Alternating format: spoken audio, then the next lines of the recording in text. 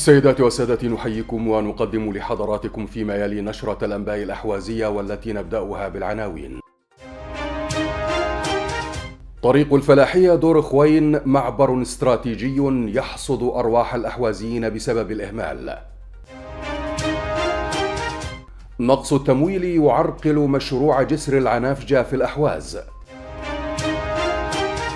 القضاء الإيراني يعلن انتحار مواطن سويسري في سجن سمنان.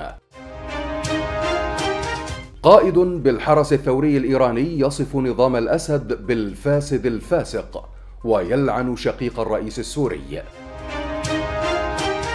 بقوة 4.3 زلزال عنيف يضرب إيران.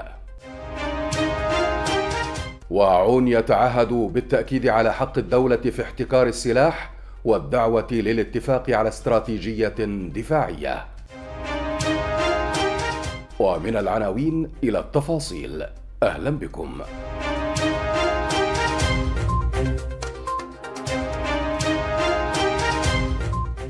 يعد الطريق الواصل بين مدينة الفلاحية وقضاء دور خوين الذي يمتد على طول 25 كيلومترا من المعابر الحيوية في المنطقة. هذا الممر يربط بين مناطق اقتصادية استراتيجية، مما يجعله شريانا هاما للتجارة والنقل. ومع ذلك فإن هذا الطريق يعاني من الإهمال منذ سنوات، حيث لم تتم صيانته أو توسيعه بما يتناسب مع حجم الحركة المرورية المتزايدة.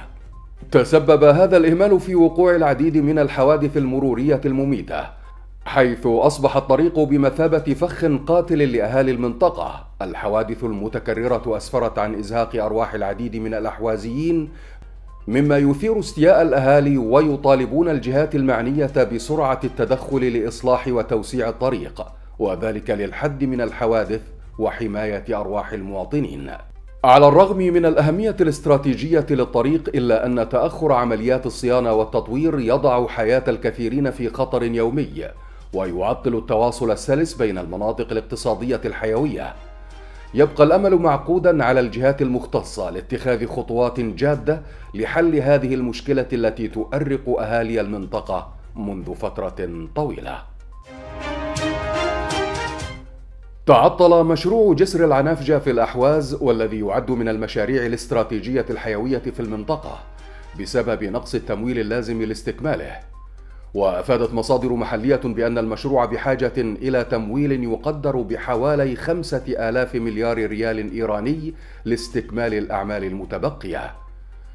يعتبر جسر العنافجة رابطا حيويا في الأحواز، وقد أثار التأخير في تنفيذه استياء السكان المحليين الذين يطالبون الجهات المعنية بالإسراع في توفير الموارد المالية لاستكمال المشروع. يشار إلى أن تعطل المشاريع التنموية في الأحواز أصبح يشكل تحديا كبيرا، حيث يعزى ذلك إلى سوء التخطيط وقلة الدعم المالي، مما يؤثر سلبا على جودة حياة المواطنين. منذ سنوات يعاني جسر العنافجة من حالة تعطل طويلة الأمد، مما يسبب أزمة شديدة للمواطنين في المنطقة، فعدم تنفيذ هذا الجسر حتى الآن يؤدي إلى هدر كبير في الوقت والمال، واستهلاك إضافي للسيارات للوصول إلى مركز الأحواز عبر طريق بعيدة. هذا الوضع يزيد من معاناة السكان الذين يطالبون بتسريع العمل على استكمال الجسر لتحسين جودة حياتهم. قال رئيس هيئة القضاء في محافظة سمنان محمد صادق أكبري إن مواطنا سويسريا انتحر صباح الخميس 9 يناير داخل سجن سمنان، ولم تقدم السلطات الإيرانية أي تفاصيل حول هوية المواطن أو ظروف وفاته، كما لم تصدر سويسرا أي رد فعل حتى الآن. كما أن وكالة ميزان التابعة للسلطة القضائية الإيرانية والتي نشرت الخبر لم تذكر اسم المواطن السويسري أو تاريخ اعتقاله، ولم تقدم أي تفاصيل عن هويته أو الظروف التي أدت إلى وفاته. هذا وذكرت الوكالة أن هذا المواطن السويسري اعتقل بتهمة التجسس من قبل الأجهزة الأمنية، وهناك وثائق وأدلة تثبت ذلك، وكان ملفه قيد التحقيق. وأشارت الوكالة إلى أنه تم فحص جميع الأدلة في مكان احتجاز السجين، وأكدت أن الانتحار مثبت وفقا للأدلة. وحتى الآن لم تصدر السفارة السويسرية في طهران أو الحكومة السويسرية أي تعليق رسمي على الخبر. قال أحد قادة الحرس الثوري الإيراني في سوريا بهروز إثباتي إن نظام بشار الأسد نظام فاسد وفاسق، مؤكدا أن بشار رغم أنه لم يكن خائنا فقد كان يمتلك فهما مختلفا عن المقاومة، كما أشار إلى أن روسيا عملت لمصلحة إسرائيل وخدعت طهران في الأحداث السورية. يشار إلى أن إثباتي الذي يتولى أيضا مسؤولية مقر الفضاء الإلكتروني في هيئة الأركان العامة للقوات المسلحة تحدث خلال خطاب عن انتشار الفساد في جيش النظام السوري ونظام بشار الأسد، بالإضافة إلى الفقر الشديد وعدم المساواة في البلاد.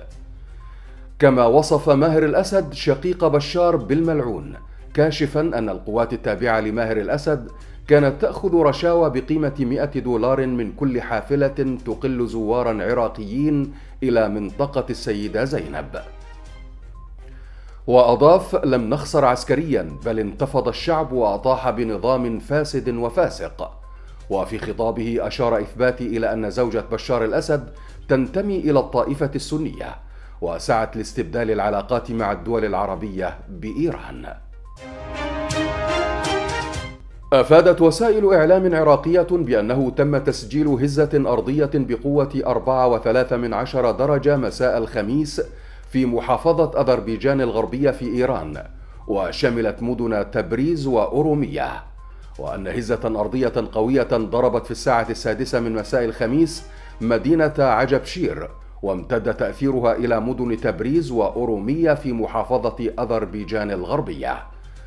وأشار التقرير إلى أن قوة الهزة بلغت 4.3 درجة بمقياس ريختر، لافتاً إلى أنه لم يتم صدور إحصاء رسمي للخسائر في الأرواح أو الأضرار المادية من الجهات الرسمية. أدى الرئيس اللبناني جوزيف عون الخميس اليمين الدستورية أمام البرلمان اللبناني عقب انتخابه رئيساً للبلاد. وتعهد الرئيس اللبناني الجديد المنتخب جوزيف عون الخميس بالتأكيد على حق الدولة في احتكار السلاح والدعوة إلى حوار وطني حول استراتيجية دفاعية. وأشار إلى أن لبنان هو من عمر التاريخ، وصفتنا الشجاعة وقوتنا التأقلم، ومهما اختلفنا فإننا عند الشدة نحضن بعضنا بعضا، وإذا انكسر أحدنا انكسرنا جميعا.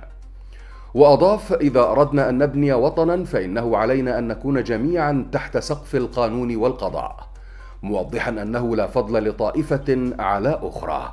كما أكد أن التدخل في القضاء ممنوع، ولا حصانات لمجرم أو فاسد، ولا وجود للمافيات ولتهريب المخدرات وتبييض الأموال. وأعلن عون أن الدولة اللبنانية وحدها مهمتها إزالة الاحتلال الإسرائيلي، متعهدا باحترام الهدنة مع إسرائيل وإعادة إعمار ما دمرته إسرائيل في الجنوب أو الضاحية، ومشددا على حق الدولة في احتكار حمل السلاح. هذا وقد انتخب مجلس النواب اللبناني قائد الجيش العماد عون رئيسا للبلاد بأغلبية 99 صوتا من أصل 128 صوتا. شكرا لكم مشاهدينا الأعزاء على طيب المتابعة، وإلى اللقاء مع طائفة أخرى من أهم الأنباء الأحوازية. دمتم في أمان الله.